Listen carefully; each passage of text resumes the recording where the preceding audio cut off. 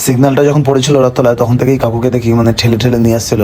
আমি ভাবছিলাম মানে ঠেলে দেবো, বাট সিগন্যাল ছিল বলে আসতে পারিনি, তাই ওনার পিছন পিছন এসে জাস্ট দেখতে আসলাম যে ভাই এত লোহা কিভাবে টেনে নিয়ে যাচ্ছে উনি। এবার জানা যাক কোথা থেকে এসছে কোথায় যাচ্ছে, তাও আবার কি মোটর নেই। চলো আসো দেখি নেওয়া যাক ব্যাপারটা কি, কোথা থেকে এসছেন কাকু, ডিটেলসটা জানি। ভাই এদের বলে মেহনতি। জিমে গিয়ে তোমরা মেহনত করো, উল্টে পড়ে থাকো, দুদিন জিমে আসো না। দেখো এদেরকে মেহনতি কাকে বলে, বাবাদের মতন লোকদের।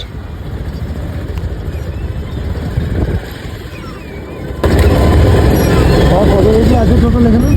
हाँ कल किया कितना केजी है? हमारा चल किया ये कितना किलो है टोटल? 300 किलो का है। हाँ फल के जाएंगे अभी। कल किया से आ रहे हैं अरे भाई हाँ कितना बजे निकला था? हावड़ा से आ गया। बाप 4 बजे निकला। क्या स्टेमिना है दादा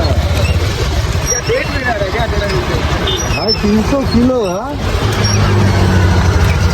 बहुत वाला माल ভাই এদের দেখলে বোঝা যায় রক্ত জল করা পয়সা কাকে বলে, কতটা খাটনি হয় পয়সা ইনকাম করতে।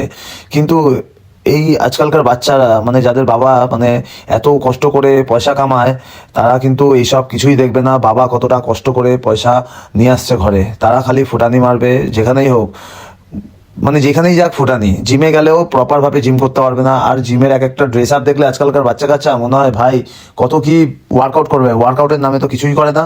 তো ওয়ার্কআউট না, এছাড়া মানে অনেক ছেলেগুলোরা আছে দেখছি